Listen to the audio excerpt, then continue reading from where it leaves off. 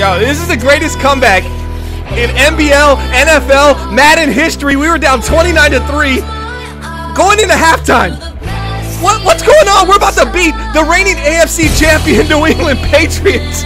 We got 4 seconds left. The clock is stopped. How did this even happen? Matt Stafford, you are a GOAT. You are the GOAT of NBL. Oh, the middle's wide open right here. Look in the middle right there. Look in the middle of the field. Watch Marvin Jones here, baby. 4 seconds left. Oh, he's closing it up. He's trying to close it up. Just throw the ball, Matt. We won! Oh my God! Yo, we just beat him! We just beat him, baby! Woo!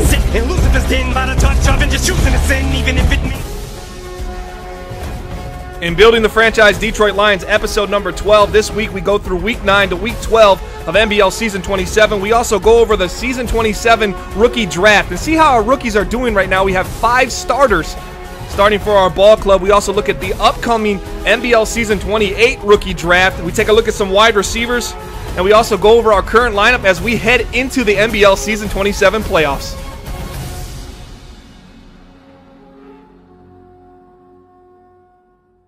All right, fellas, let's get right into the action. This was NBL Live broadcast number 141. Most of y'all probably saw this live, and it was a crazy game. Right here, I actually was user on the slot, and I switched at the last second to guard Rob Gronkowski for some reason, and it cost me a touchdown. So they went up early 6-0. They missed the extra point.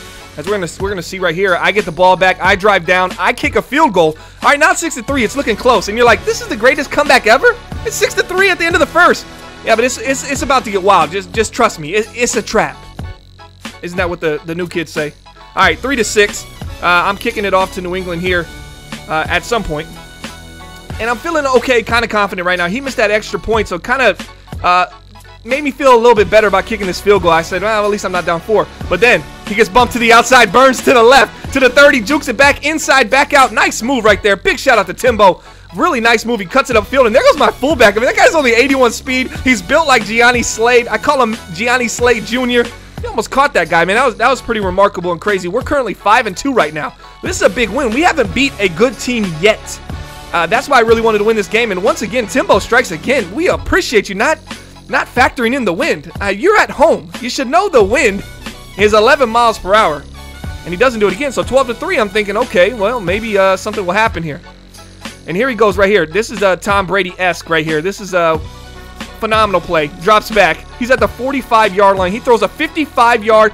You add the end zone, another 10. That's a 65-yard bomb from Tom Brady. Are you kidding me? The rookie, Mike LeBounty, the second-round pick, we're going to talk about him later, gets dusted, and now we're down to 19-3, excuse me. He made that extra point. Now he's going for a field goal to go up 22-3. So it's all falling down in a hurry, and it gets actually a little bit worse before it gets better. It looks like he almost shanks that one, but it ends up going in. He's up 22-3, and this is week 9 we're looking at right now. NBL Live broadcast number 141. You can find the link to this broadcast in the description below to watch the commentary from OSU and Sonny. They did a great job. But here, we kick it off to him, and look what happens. We had to punt it to him because they stopped us, and they get another special teams touchdown. It's going to put them up 29-3. And I tell you what, if you notice me ever diving at a guy while he's running, it's out of pure frustration. I just let my guys hit the ground. We call them Green Bays when I was growing up. Make them just hit their chest on the ground, man. That's what we do, and that's how we do it. But then at the end of the half, I get a defensive pass interference on him, and I get in field goal range, so it's 29-6. I'm thinking, okay, we're down 23. That's 4 scores, but let's see what we can do. Third quarter, we drive down. I think this is one we actually went for it on 4th. Got it, and then we got stopped again. We're still in field goal range, so we kicked the field goal 29-9. And believe me, I know I'm crazy, but I actually was thinking, okay, 29-9, we can come back. And there it goes. There's a touchdown. Oh, no, it's dropped. Drops really plagued us today. So we're down 29-9. We're trying to grind our way back, and here we go, looking over the middle again, but Stafford got to do it on his own this time, baby. Hit the wheels, baby. Touchdown, Matt Stafford. Okay, we're closing the gap. We're going to put some pressure on this guy to end this game, and I'm glad my team's fighting like this. 29-16, here we go. The Detroit Lions play action. Finds a man, whoop, little hurdle over the middle. Nice hurdle right there by Dorial Green Beckham, man. The guy's really has some potential, and he's really coming on late for us, so we're really excited to see what he can do for our ball club. Here goes Stafford in the pocket, finds his man, and gets a cover 6. Don't leave it open, baby. Don't leave it open. And he gets down to about the 5-yard line. We're trying to get it in, down 29-16. Whoop! Little juke move again. Marvin Jones touchdown. And now we're within 1 score, and I'm thinking, man, this actually might be possible if we can come back on this team, 2:41 left. They go on a nice little drive, burn a minute. We get the ball back. We find our man Dorial Green Beckham over the middle again. Looked like he could have been gone. It's 23-29. I think I run it on the next play. I try to catch him off guard, and I do. And dude, this almost goes to the house. Look at this. I bounce it to the outside just a little too quickly. I run into number 72. But, man, I had blockers out in front of me. That could have been nasty. Here we go, 29-23. I find a man to the flat. That's Keith Marshall. He had about 6 catches on the day. So a big opportunity here for Detroit. We might steal this game in New England. The clock is ticking, and I do a little bit of bad clock management here. I find this guy late. I should have hit him early, and then I stayed in bounds. And now I tried to pick up the first down. That's all I was worried about. Then it took me too long to get into this play. There's only 8 seconds left. I don't know what I'm doing. I run a little bench, find his man, get outside. 4 seconds left. At least I'm out of bounds now. I got an opportunity here. And this is when I thought I won the game. This is what we saw earlier. This was all fake news. Fake news coming up. Marvin Jones over the middle. I hit him. He catches it, comes down. No, he drops the ball, and that would have won the game. So I got 1 play left. Let's see if I get this last play out. I believe I got it in the clips. Now, this last play, I didn't realize until I watched this that I missed a man wide open. But concentrate on the middle of the field first. I'm looking for a man. I'm trying to go double slants over the middle of the field. But he's really got it locked up. He's onto it now. It ain't going to happen. He only sends a 3-man rush. Stafford just puts it up and away. Can't do nothing. Let's bring it back. I want to watch the guy on the left side of the field. Watch this corner route on the left side. A little quick out. Wide open. I think it's wide. Just focus on him here. This could have won me the game. Or Stafford might have air-mailed it, and then this would have been a whole nother topic of the day. But watch him right there. He fades to the corner. Wide open, and I missed him. I can't believe I missed him. But I was so focused on it. You can't make every read. Tom Brady was the player of the game. 11 for 14, 185 yards, 2 touchdowns, 0 interceptions. And we fell to the New England Patriots and fell to 5-3 on the season. We lost 29-23. All right, guys, the passing yards look good. 228 passing yards, 12 offensive first downs. We beat them in both of those categories. Rushing, we tied. Offensive yards gained, we beat them. But those 2 special teams touchdowns really hurt us. Week 10, we got to play against the bounce back against the Packers. Thank you, Chunky, for being in my division. The 3-7 Green Bay Packers, we defeated them 17-6. The passing yards were good, and the rushing game was solid that game. Week 11, we went to New York, played the Giants. They are 9-2. We beat them 34-13. Our first big win of the season, and our passing looked precise. We got to see Davis Webb, the MVP of season 26 last season, and we defeated the Bills 27-17. The Bills 7-4, having a surprising, really good year. So that as well. Let's take a look at our NBL standings of the NFC North. The Minnesota Vikings are ahead. They're putting our 15th season in a row division championship at risk right now. They're leading the whole entire NBL right now. They're 9-1. Steelers right behind them, 9-1. We're sitting at 6, 8-3. We're not doing too bad. I mean, top 5, top 6. We got 4 rookie starters on defense. Upcoming, we got the Vikings, Rams, Niners, Bears, and we close out with the red-hot Carolina Panthers. It's going to get really interesting down the stretch, guys.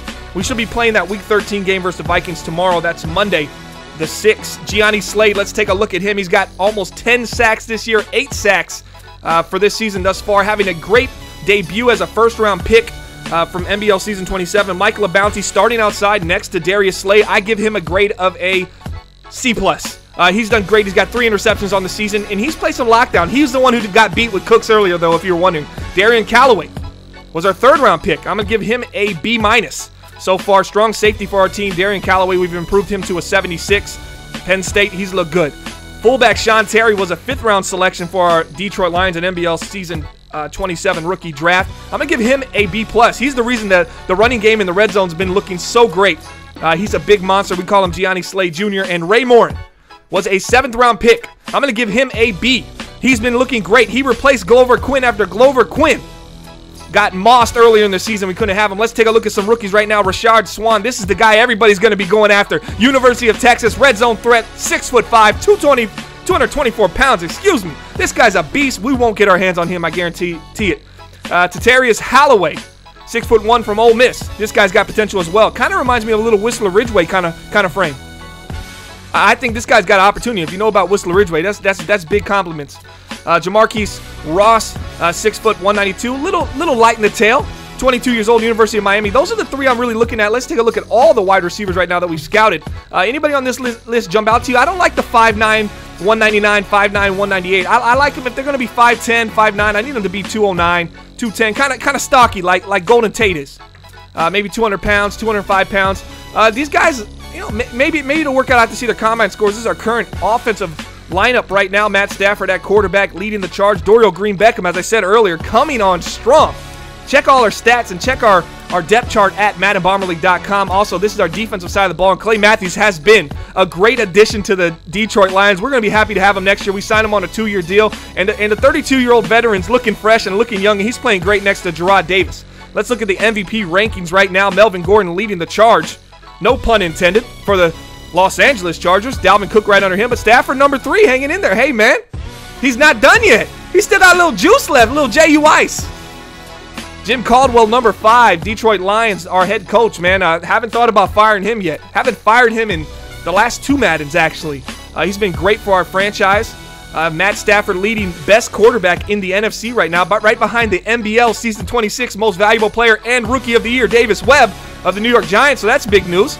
We're looking good. Guys, I hope you enjoyed the episode. This was episode number 12. We went over a rookie review of who we drafted last year, checked out some upcoming draft class wide receivers.